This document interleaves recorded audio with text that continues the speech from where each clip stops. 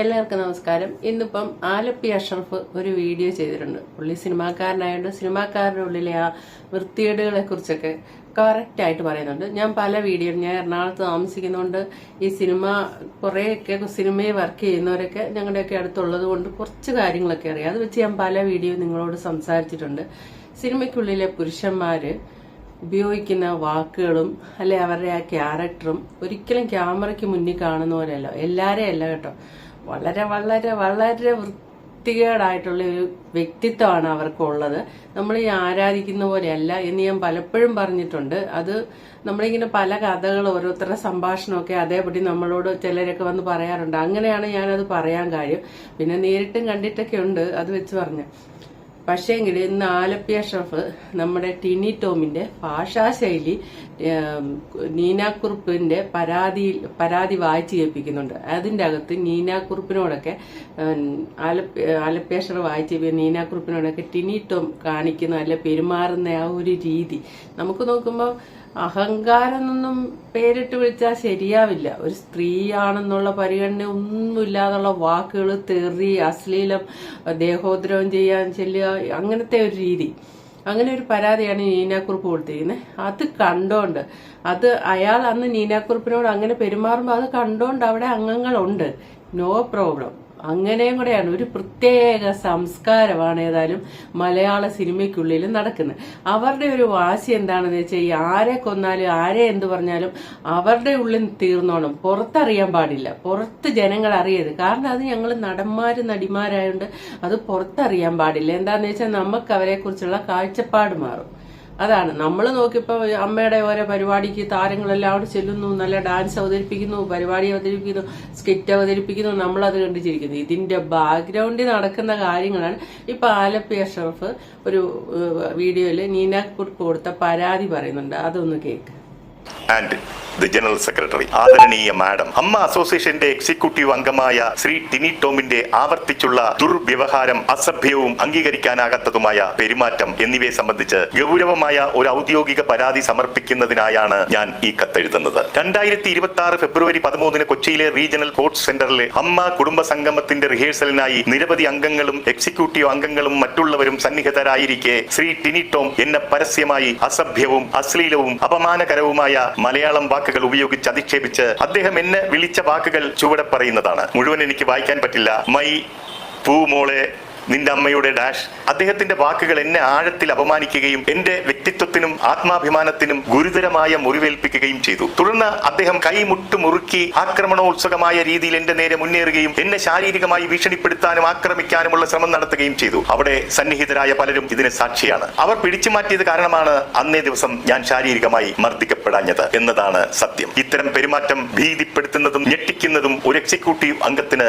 യോജിക്കാത്തതുമാണ്. ഇത് ഒറ്റപ്പെട്ട ഒരു സംഭവമല്ലെന്ന കാര്യവും നിങ്ങളുടെ ശ്രദ്ധയിൽപ്പെടുത്തുവാൻ ഞാൻ ആഗ്രഹിക്കുന്നു. ടിനി ടോം പല അവസരങ്ങളിലും നേരിട്ടും സോഷ്യൽ മീഡിയ പ്ലാറ്റ്ഫോമുകളിലൂടെയും പൊതുസ്ഥലങ്ങളിലുമായി മറ്റ് പലരോടും അസഭ്യവും അപമാനകരവും വേദനിപ്പിക്കുന്നതുമായ ഭാഷ ഉപയോഗിച്ചിട്ടുണ്ട്. അദ്ദേഹത്തിന്റെ പരാമർശങ്ങൾ വ്യക്തികളെ മാത്രമല്ല അവരുടെ കുടുംബാംഗങ്ങളെയും അപമാനിക്കുന്ന തരത്തിലാണ്. ഒരു സഹ എക്സിക്യൂട്ടീവ് കമ്മിറ്റി അംഗത്തിന്റെ മേൽ മത തീവ്രവാദത്തിന്റെയും മതപരിവർത്തന ശ്രമങ്ങളെയും അദ്ദേഹം ആരോപിക്കുന്നത് ഞാൻ വ്യക്തിപരമായി കേട്ടും സാക്ഷ്യം വഹിച്ചിട്ടുമുണ്ട്. അതുപോലെ തന്നെ ആ അംഗത്തിനും അവരുടെ രണ്ടാനച്ഛനും തമ്മിലുള്ള അനാചാരപരമായ ലൈംഗിക ബന്ധമുണ്ടെന്ന തരത്തിലുള്ള സൂചനകളും ആരോപണങ്ങളും അദ്ദേഹം ഉന്നയിക്കുകയും അവരുടെ കുടുംബ പശ്ചാത്തലത്തെക്കുറിച്ചും അപമാനകരമായ പരാമർശങ്ങൾ നടത്തുകയും ചെയ്തിട്ടുണ്ട്. ഇതിനും ഞാൻ സാക്ഷിയാണ്. ഇതൊക്കെയാണ് അമ്മ സംഘടനയിൽ ജാതി വിഷയം വളരെ കുടികുത്തി വാഴുന്നുണ്ടെന്ന് തോന്നുന്നു. ജാതിയുടെ പ്രശ്നം പണ്ടും പറഞ്ഞു കേട്ടിട്ടുണ്ട്. കുറെ ആൾക്കാർ നായന്മാരുടെ ഒരു രീതി ഉണ്ടെന്ന് പറയുന്നത് കേൾക്കുന്നു. ഏതായാലും ജാതി അവിടെ വളരെ പ്രശ്നമാണ്. അൻസിബെ കയറി മേത്തച്ചി എന്നൊക്കെ വിളിക്കുന്നുണ്ട്. ഭയങ്കര ജാതി പ്രശ്നമുണ്ട് ഇന്നത്തെ കാലത്ത്. അപ്പൊ തന്നെ നമുക്ക് ഇവരുടെ സംസ്കാരം ഇവരുടെ അത് നമുക്ക് മനസ്സിലാക്കാവുന്നേ ഉള്ളൂ. അതുപോലെ തന്നെ ടിനി ടോമിന്റെ മകന്റെയൊക്കെ അഹങ്കാരം സോഷ്യൽ മീഡിയ നോക്കി അറിയാം. മകൻ കടന്നിട്ട് അഴിഞ്ഞാടുന്നത് നമ്മൾ കഴിഞ്ഞ ദിവസമൊക്കെ കണ്ട. അതിനു മുന്നേ മകനെ മലയാള സിനിമയിലേക്ക് ഞാൻ വിടത്തില്ല, അവിടെ മയക്കുമരുന്നിന്റെ ഇതുള്ളതുകൊണ്ട് മകനെ ഞാൻ സിനിമയിലേക്ക് കൊണ്ടുവരില്ല എന്നൊക്കെ പറഞ്ഞു. അന്ന് എല്ലാവരും ടിനി ടോമിനെ പൊക്കി പിടിച്ചു. മലയാള സിനിമ മൊത്തം. അത് കഴിഞ്ഞ് ആ ചെറുക്കൻ മയക്കുമരുന്ന് അടിച്ചേ. ഈ കഴിഞ്ഞ ദിവസം മറ്റേ വില്ലകളിൽ ഫ്ലാറ്റ് അടുത്തടുത്തുള്ള അടുത്ത് താമസിക്കുമ്പോൾ ആ വേറൊരു വില്ലപ്പെട്ട ഒരാളുടെ മകനെ വണ്ടി ഏൽപ്പിച്ച് പേടിപ്പിച്ച് ആ കൊച്ചു ഓടി വീണ് അതിന്റെ പേര് പരാതിയായപ്പോൾ അവിടെ ചെന്ന് അയാൾ പരാതി കൊടുത്തപ്പോൾ അതിന്റെ റെസിഡൻസി കൊടുത്തിട്ട് അവരനങ്ങിയില്ല. അയാൾ പോലീസ് സ്റ്റേഷൻ കൊണ്ടു കൊടുത്തപ്പോൾ അയാളുടെ വീടിന് മുന്നിൽ പോയി കിടന്ന് അയാളെ തെറി വിളിക്കുന്നുണ്ടായിരുന്നു ടിനി ടോമിന്റെ മകൻ. പിന്നെ ടിനി ടോമാണ് ഈയിടെ കുരിശ് പിടിച്ചു കൊടുക്കുന്ന നസീറിന്, ജയചന്ദ്രൻ ഇങ്ങനെയുള്ളവരൊക്കെ പിന്നെ പ്രായമായപ്പോൾ അവർക്ക് പ്രായമായി ലാസ്റ്റ് കാലമായപ്പോൾ അവർ പട്ടിണിയായിരുന്നു എന്തൊക്കെയോ വിവരക്കേട് വിളിച്ചു പറയും. പക്ഷെ അങ്ങനെ ഇങ്ങനെ അങ്ങോട്ട് നോക്കി കഴിയുമ്പോഴത്തേനും അഹങ്കാരത്തിന് ഏതാണ്ട് കയ്യും കാലും വെച്ച ഒരു രൂപമായി മാറിയിട്ടുണ്ട് നമ്മുടെ നോട്ടത്തിൽ പോലും ടിനിറ്റോ. അപ്പൊ ഇതിന്റെ ഉള്ളില് ഇവര് ഒന്നാമതായിട്ട് ജാതി പ്രശ്നം, രണ്ടാമത് അവിടെ സ്ത്രീകൾക്ക് ഈ ഡാഷ് ഉപകരണമായിട്ട് സ്ത്രീകളെ കാണും, അതിന്റെ അപ്പുറം ഒന്നുമില്ല. അത് സിനിമാ ലോകത്ത് ടിനിറ്റോമല്ല, പുരുഷ കേസരികള് മൊത്തം അങ്ങനെ. ഇവരുടെ തന്നെ ട്രഷററായ ഉണ്ണി ശിവപാല് എന്നോ ഒരു കാലത്ത് ഒരു സീരിയലിലെ ഏയോ ഒന്ന് പോവുകയോ വരികയോ ചെയ്തെന്നുള്ള രീതിയാണ് ഈ ഉണ്ണി ശിവപാൽ, ഒരു നടൻ. അയാളെ കയറ്റി അമ്മയുടെ ട്രഷററായി വെച്ച് കഴിയുമ്പോൾ അയാൾ ആ അതുല്യ എന്ന് പറയുന്ന സ്റ്റാഫിനോട് കൂടെ കിടക്കാനല്ലേ ആവശ്യപ്പെട്ടെ.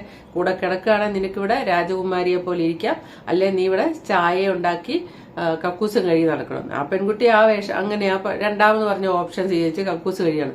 അപ്പോൾ അവിടെ ശ്രദ്ധിക്കേണ്ട ഒരു കാര്യം, കുക്കു പരമേശ്വരൻ ഇതേപോലെ ഏതോ മലയാള സിനിമയുടെ അറ്റത്തൂടെയൊക്കെ പോയി എന്തോ അവാർഡൊക്കെ മേടിച്ചിട്ടുണ്ട്. ആ കുക്കു പരമേശ്വരൻ എന്താ ട്രഷറായ ഉണ്ണി ശിവപാല് ഏകാന്ത കാമുകനാണ്, അതായത് കല്യാണം കഴിച്ചിട്ടില്ലെന്ന് തോന്നുന്നു. അതുകൊണ്ട് അയാൾക്ക് കമ്പനി കൊടുക്കണമെന്ന് പറയും. കമ്പനി കൊടുക്കാത്തതുകൊണ്ട് ഒരു പെണ്ണിനോടാണ് ആവശ്യപ്പെടുന്ന മറ്റൊരു പെണ്ണ്. ഒന്ന് ആലോചിച്ച് നോക്ക്. പിമ്പിന്റെ പണിയല്ലേ അവിടെ കുക്കു പരമേശ്വരൻ ചെയ്തത്. എന്നിട്ട് ആ പെൺകുട്ടിയെ ചെയ്യാത്തതുകൊണ്ട് ആ പെൺകുട്ടിയെ പിരിച്ചുവിട്ട്. ഇപ്പൊ അതാരും അധികം പറയുന്നില്ല. ഇപ്പൊ ഈ അൻസിബ വിഷയമായപ്പോ അതിനൊക്കെ കുക്കു പരമേശ്വരനെയൊക്കെ നിർത്തിപ്പൊരിക്കണം. ഒരു പെണ്ണാണോ അവളൊക്കെ, പറയണം അവളെയൊക്കെ. പക്ഷെ ഒന്നും ചെയ്യില്ല. അതിന് പകരം ഈ രണ്ടു കൂട്ടരെ ശിക്ഷിക്കാതെ ഉണ്ണി ശിവപാലിനെ ദുബായിക്ക് വിട്ട് കുക്കു പരമേശ്വരനെ ആ സ്ഥാനത്തുനിന്ന് മാറ്റി തീർന്നു. അൻസിബ നേരെ വന്ന് പബ്ലിക്കായിട്ട് പറഞ്ഞു. ഇപ്പൊ പുലിവാലി പിടിച്ച പോലെ ഇപ്പൊ അൻസിബയോടൊപ്പം ജൂൺ 1, 2, 3 തീയതികളിൽ മീറ്റിംഗിന് എത്തണമെന്ന് പറഞ്ഞു. ജൂൺ 1 കഴിഞ്ഞാൽ പിന്നെ 7 കഴിഞ്ഞേ വരുവുള്ളൂ എന്ന് അൻസിബ പറഞ്ഞിട്ടുണ്ട്.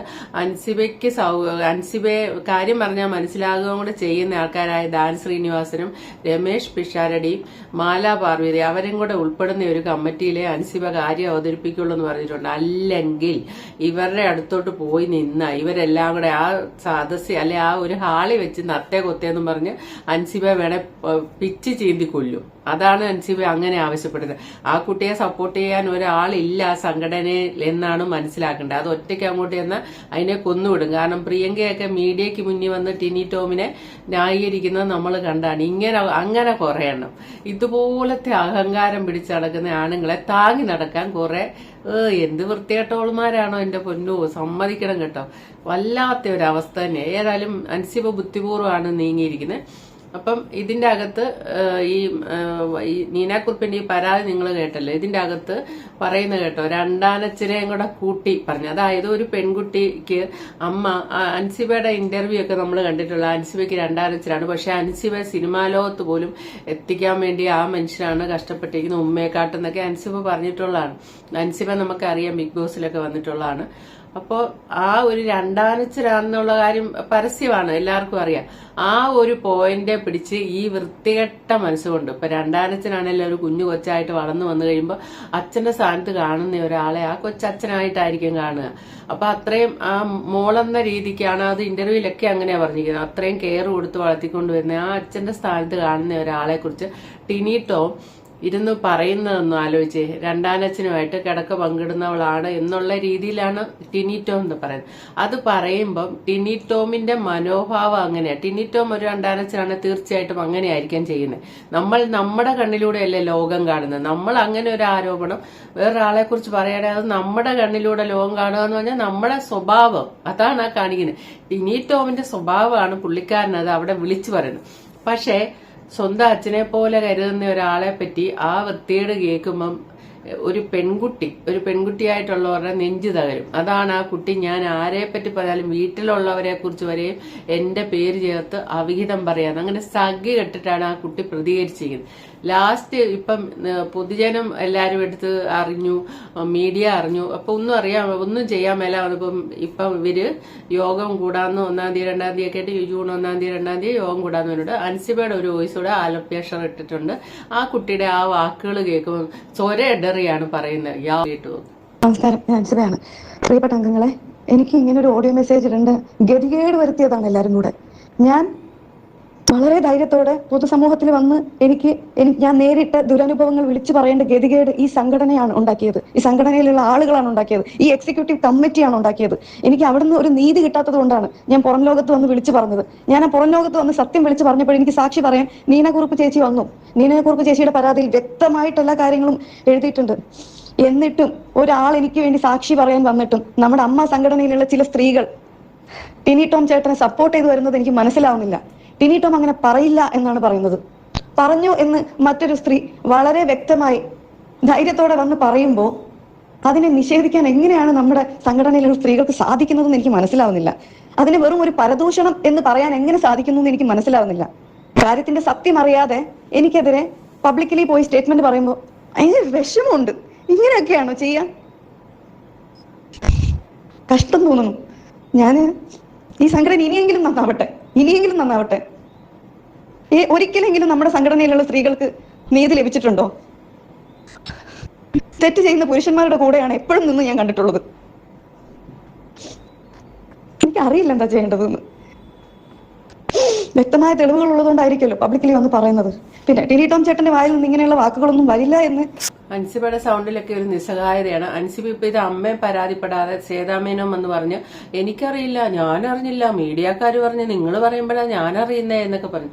അപ്പൊ അതിന്റെ അകത്ത് മാലാ പാർവതി കൊടുത്ത ഒരു വാക്കുകൾക്കകത്ത് ചില കാര്യങ്ങൾ ഒളിച്ചിരിപ്പുണ്ട്. അതായത് അവിടെ അമ്മയെ പറയുകയോ വല്ലതും ചെയ്തിട്ടുണ്ടെങ്കിൽ അവരുടെ ഒരു വാട്സാപ്പ് ഗ്രൂപ്പ് ഉണ്ട്. ആ ഗ്രൂപ്പിൽ ആ വോയിസ് വരുന്നു. ആ വാട്സാപ്പ് ഗ്രൂപ്പിൽ നിന്ന് അത് ഏതോ ഒരു യൂട്യൂബർ കൊടുക്കും. അയാൾ അത് പുറത്തിടുന്നു. എന്നിട്ട് അതിനെ വളച്ചൊടിച്ച് മറ്റൊരു രൂപത്തിലാക്കുന്നു. ഇങ്ങനെയാണ്. അപ്പൊ എങ്ങനെയാണേലും ആ ഒരു കാര്യം എങ്ങനെയോ ചോർന്ന് അത് പുറം ലോകം അറിയാം. അതിനു പകരം അതുകൊണ്ടാണ് അമ്മയില് പരാതി പറയാതിരുന്ന അൻസിബ. അതിനു പകരം നേരെ മീഡിയ വന്നിട്ട് അൻസിബ അങ്ങ് തുറന്നു പറയാം. അപ്പൊ ഇപ്പോഴത്തെ കണ്ടീഷനേ വരുള്ളൂ. അതല്ലാതെ അമ്മയെ കൊടുക്കുന്ന വോയിസ് നേരെ വേറെ ഏതോ ഒരു യൂട്യൂബർ, അതൊന്നും നമുക്കറിയില്ല, ആ യൂട്യൂബർ വഴി സോഷ്യൽ മീഡിയയിൽ എത്തുമ്പോൾ അതിനെ വളച്ചൊടിച്ച് മറ്റൊരു രൂപത്തിലാകും. അതാണ് ആദ്യം ഇറങ്ങിയപ്പോൾ രാജിവെച്ചപ്പോൾ തിരക്ക് മൂലമാണ് രാജിവെക്കുമെന്ന് പറഞ്ഞു പോകുന്നു. അന്ന് അവിടെ പരാതിയൊന്നും പറയാതെ നേരെ മീഡിയയ്ക്ക് മുന്നിൽ പറഞ്ഞതെന്നാണ് പറയുന്നത്. അതൊക്കെ ബുദ്ധിപൂർവ്വമാണ് നീങ്ങിയിരിക്കുന്നത്. ഇപ്പൊ യോഗത്തിന് വിളിക്കുമ്പോഴും അൻസിബ ചെയ്യുന്നത് ബുദ്ധിപൂർവ്വമാണ്. അൻസിബ ഇട്ട് ചീന്തി കളയാതെ സപ്പോർട്ട് ചെയ്യാനോ മനസ്സിലാക്കാനോ കഴിവുള്ള 1-2 പേര് അൻസിബയുടെ ഭാഗത്തുനിന്നും വേണം അങ്ങനെ ഒരു യോഗത്തിൽ ഈ പരാതി സംസാരിക്കാൻ. ഏതായാലും നീനാക്കുറുപ്പ് എഴുതിയ പരാതി നമ്മളിപ്പോ ആലപ്പി ഷറഫ് വായിച്ച് നമ്മൾ കേട്ടല്ലോ. ഇയാളുടെ ടിനി ടോം എന്ന് പറഞ്ഞു, ഇയാളൊക്കെ എന്റെ പൊന്നെ സൂപ്പർ സ്റ്റാർ ഒക്കെ ഒന്നുമല്ല, ആ രീതിക്കാണ് നിൽക്കുന്നത്. പിന്നെ ജാതിയുടെ കാര്യത്തിൽ ഇവരുടെ ലെവല് നമുക്ക് മനസ്സിലാക്കാം. ജാതി വളരെയധികം കൂടുതലാണ് ഈ സംഘടനയ്ക്കുള്ളിൽ. പിന്നെ പുരുഷ മേധാവിത്വം, അതിനെക്കാട്ടും സ്ത്രീകളെ ഒരു നാൽക്കാശിന് വിലയില്ലാത്ത വെറും ഒരു ഉപകരണം പോലെ മാത്രം കണക്കാക്കുന്നത്. അങ്ങനെ കീഴ്വഴക്കമാണെന്ന് തോന്നുന്നു. അല്ലാതെ വേറെ ഒന്നുമല്ല, ഒരു ഇതും ഇല്ലാത്ത ഇവരുടെയൊക്കെ കൂടെ പോയി ഇപ്പൊ അൻസിബയ്ക്കൊക്കെ പറ്റിയിരിക്കുന്ന വളരെയധികം വഴക്കുണ്ടാക്കി പോയാൽ പിന്നെ ഇവര് ചാൻസ് കൊടുക്കില്ല. ഇവരുടെ സ്വാധീനം വേറെ ലെവലിലാണ്. ചാൻസ് കൊടുക്കാനും പണിയില്ലാതെ വീട്ടിയിരിക്കണം. അതാണ് മലയാള സിനിമയിലെ സ്ത്രീകൾക്ക് സംഭവിക്കുന്ന മറ്റൊരു ദുരന്തം. അപ്പൊ okay, thank you for watching. അടുത്ത വീഡിയോ കാണാം.